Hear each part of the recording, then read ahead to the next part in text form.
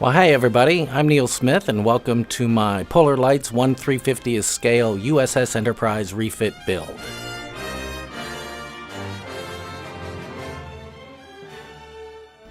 June 2nd, 2018. I finished the Aztec painting on the saucer a few days ago. I am loving how this turned out. Here's some more process shots. From this point on, my plan is to fully complete each of the major sub-assemblies at one time. Saucer, secondary hull, which includes the neck and the pylons, and finally the nacelles. I will fully prime, paint, Aztec, detail, and decal each sub-assembly before moving on to another one. So, while waiting for the Aztecs to dry, I began creating my custom paint colors. I'm using Tamiya acrylics and some Model Master acrylics. I mixed and tested until I found just the right colors to my eyes. Hand painting small swatches, I used the extra secondary hull piece as my testing surface. After all the testing, I ended up with several recycled bottles full of custom colors that will be used throughout the whole build. After a few uneasy attempts, I got my airbrushing mojo back and was able to get all the details of the saucer painted in a few days. Which reminds me, I gotta stop taking these extreme close-up photos. You can see all the mistakes and errors and crappiness. Anyway, a light clear coat was applied and I'm let everything dry for several days before beginning to apply the decals.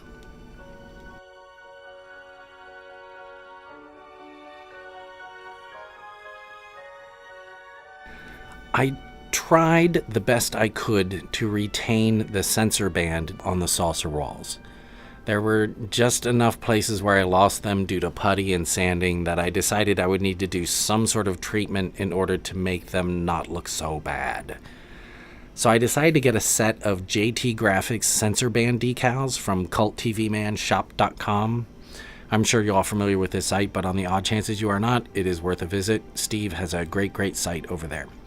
Anyway, I got the decals this past weekend and began to apply them. I have worked with custom decals before, and I knew they would be fragile, but these were way too fragile and way out of my league when it comes to my skill level of applying them. It was like they were made out of the breath of angels, and I tore these things up just by looking at them. I tried and tried, but my skill level just wasn't up to par to use these decals.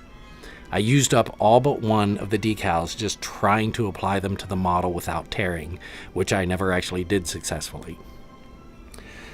So I emailed Steve at CultTVMan, explained what I did, and thought maybe I got a bad set of decals, and he said probably not.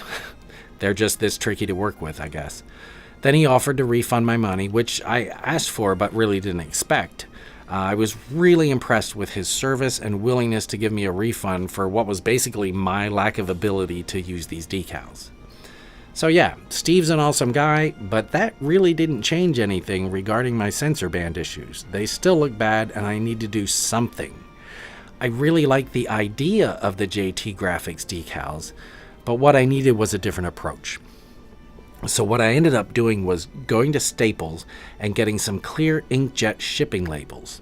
I scanned my last remaining sensor band decal at like a super huge resolution and printed out a bunch of them onto the adhesive film. I did a quick test on my extra secondary hull part and realized that I needed to cut out each of the 3 sets of bands individually in order to be able to wrap properly around the saucer walls. These things look great, but they are not stretchy at all. So after a few hours of carefully cutting out the decals as close to the edge of the lines as I possibly could, I had some really great looking sensor bands. The clear film is pretty thin, so you barely notice that it's a sticker and not an actual decal. Plus it's a bit cloudy and not completely clear, which was a bonus for me because it covered up a lot of the ugly sensor band issues that I had. Anyway, all in all, I think it was a pretty darn cool solution, and I think they look great. June 23rd, 2018.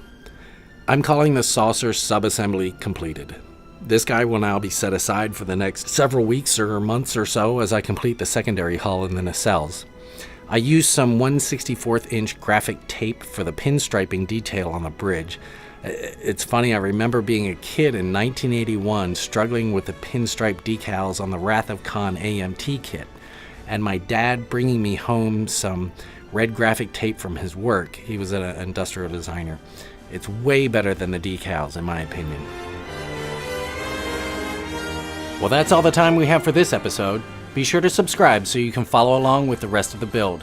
And if you're interested in any of my recommended modeling tools and supplies, check out my Amazon store in the description below, featuring some of my favorites. Until next time, I'm Neil Smith. Thanks for watching.